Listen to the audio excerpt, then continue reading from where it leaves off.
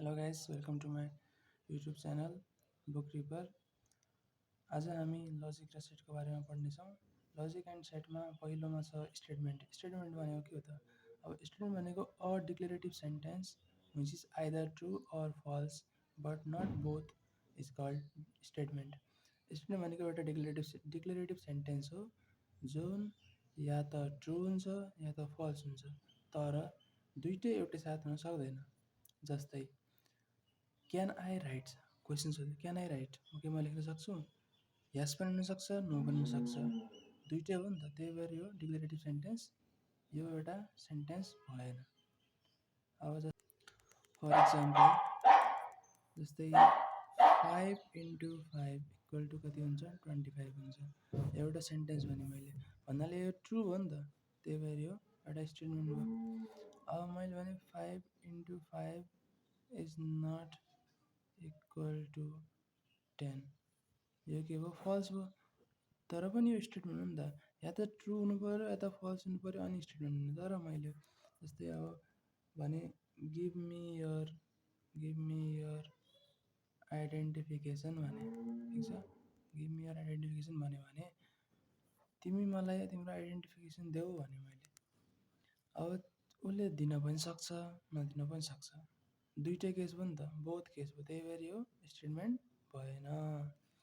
अब स्टेटमेन्टमा अब स्टेटमेन्टको प्रकारको बारेमा बुझौँ है। एउटा हुन्छ कम्पाउन्ड स्टेटमेन्ट। कम्पाउन्ड स्टेटमेन्ट भनेको दुई वा दुईभन्दा बढी स्टेटमेन्टहरूलाई जोडेर बनाइन्छ, जो त्यो स्टेटमेन्टलाई के भन्छौँ हामी? कम्पाउन्ड स्टेटमेन्ट भन्छौँ है। अब त्यसको बारेमा पढौँ। If two or more statements are combined by using the connectives like and, or, if and only if, etc, then the single statement formed is known as compound statements. compound statement भनेको कस्तो statement हो त?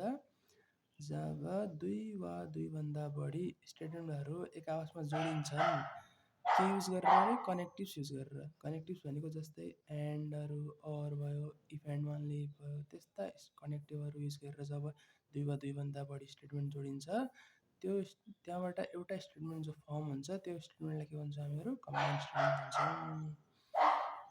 अब त्यसपछि आउँछ negation of statement, ठिक छ। Negation of statement भनेको के हो?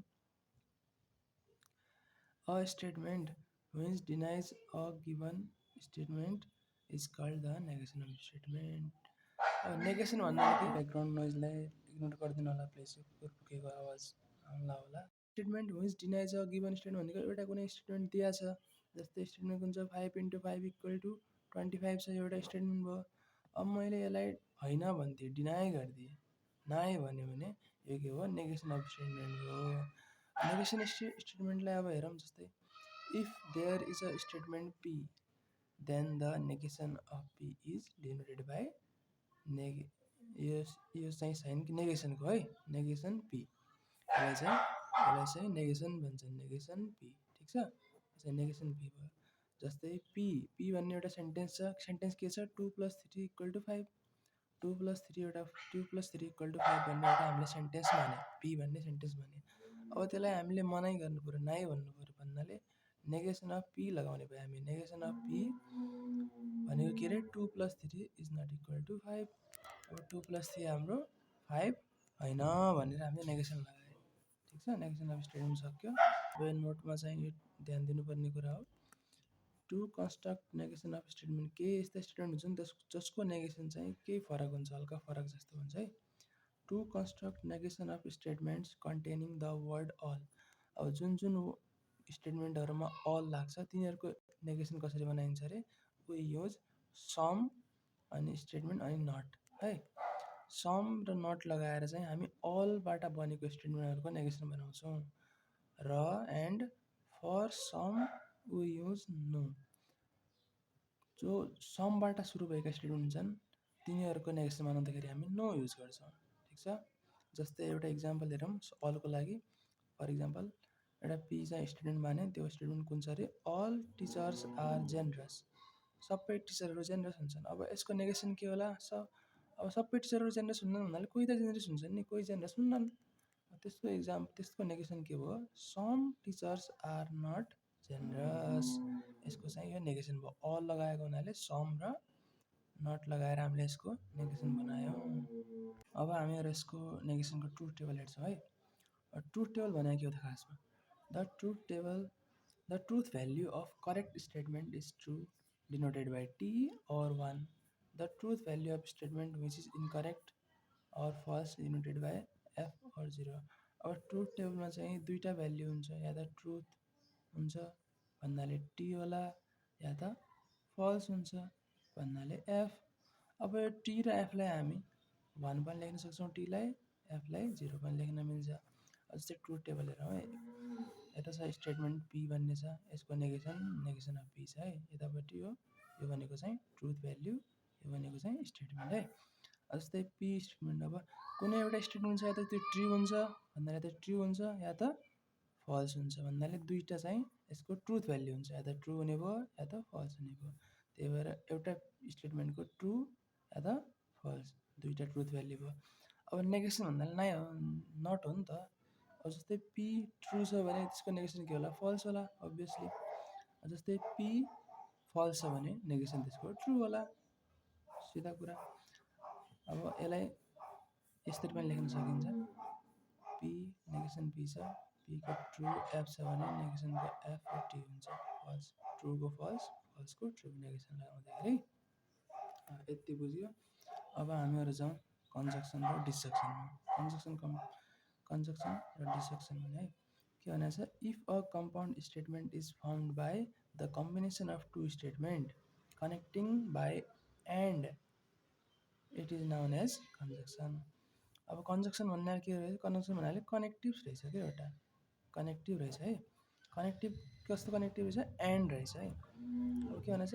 इफ अ कम्पाउन्ड स्टेटमेन्ट भनेको के हो? टु अर मोर स्टेटमेन्टबाट बनेको हो। टु अर मोर स्टेटमेन्टबाट बनेको एउटा कम्पाउन्ड स्टेटमेन्ट छ जसलाई चाहिँ एन्डले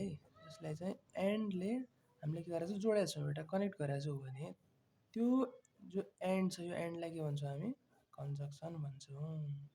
हो, यो कन्जक्सन भनेको एन्ड। अर्को के भनेको छ? If connected by or is known as डिसक्सन।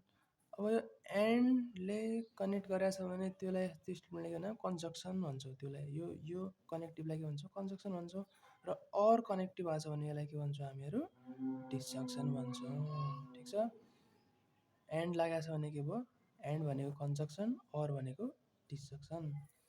त्यसपछि के छ? The conjunction and disjunction are denoted by and or respectively. यो भनेको के को सिम्बल हो रे? एन्डको सिम्बल हो, अनि यो चाहिँ अरको सिम्बल हो है। यसरी माथिपट्टि फर्काएर बनाएको छ भने चाहिँ एन्डको सिम्बल भयो, अनि तलपट्टि तिखो बनाएर फर्काएको छ भने चाहिँ अरको सिम्बल भयो है। त्यसपछि हामी जाउँ अर्कोमा। अब यो चाहिँ त्यस्तै एउटा यो पढ्नेलाई यो इक्जाम्पल दिएको हो। अहिले जस्तै यसलाई के भन्छ? हामी पी एन्ड क्यु भन्छौँ है, किनकि यो मैले भने नि त योभन्दा अगाडि। यस्तो माथिपट्टि चाहिँ बनाएको छ भने चाहिँ के हुने भयो? माथिपट्टि चाहिँ तिखो बनाएको छ भने एन्ड, यो एन्ड हो है, कन्जक्सन हो। पी एन्ड क्यु यो भनेको एउटा कन्जक्सन स्टेटमेन्ट हो है। पी अर क्यु यो भनेको के? तलपट्टि बनाएको छ भने अर है, पी अर क्यु भयो। अब यसको ट्रुथ टेबल हेरौँ। ट्रुथ टेबलमा के हुन्छ?